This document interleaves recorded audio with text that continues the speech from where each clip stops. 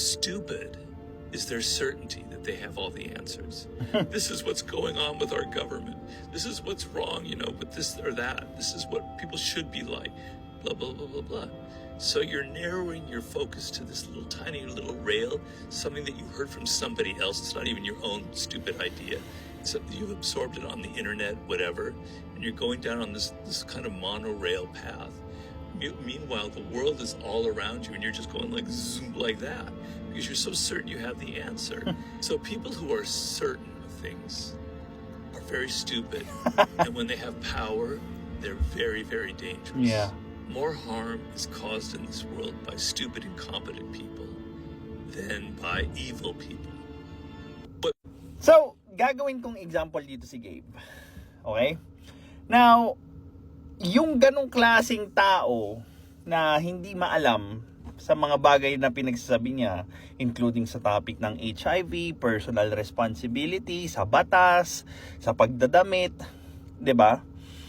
Hindi niya alam yung sinasabi niya. Well, granted, sabihin na natin, pagbigyan natin, benefit of the doubt, tanga lang siya. Hindi siya intellectually dishonest. Tanga lang talaga siya. Imagine, yung ganong klaseng katangahan, manghahawa ng ibang tao by presenting themselves na, yung iboboto ko, yung mag-aangat sa'yo sa kahirapan.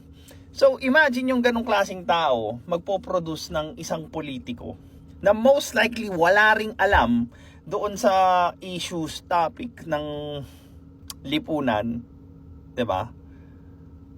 Sila yung magluluklok ng mga leader natin. Ano yung i-expect nyong produkto na lalabas doon sa ganong klaseng mindset, 'di ba? Kung yung argumento mo hindi mo maayos, kung yung pananaw mo sa buhay hindi mo maayos, kung paano mo gawin yung mga bagay-bagay hindi maayos, ano na lang yung iboboto mo, 'di ba? Tapos, what's worse is that, yun na nga, pag nagkaroon ng kapangyarihan yan, mga yan, which is to influence people, doon sila nagiging delikado. Because dinadamay nila yung ibang tao doon sa katangahan na pinapakalat nila without even being responsible for the effects or later effects nung pinagsasabi nila. 'Di ba? Iano lang naman nila di-delete lang yung ginawa nila, magsisinungaling ulit sila, 'di ba? So, kaya ako nga pinapalaganap yung critical thinking para hindi kayo mauto ng mga ganong klaseng tao, because delikado pag hinayaan nyo yung ibang tao yung mag-isip para sa inyo. Ikakapahamak nyo yan. Ikakapahamak nyo yan. And you know what's worse? Hindi sila magiging responsable doon sa tinuro nila sa inyo.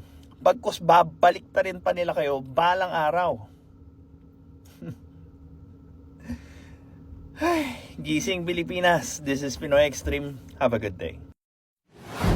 This is Pinoy Extreme.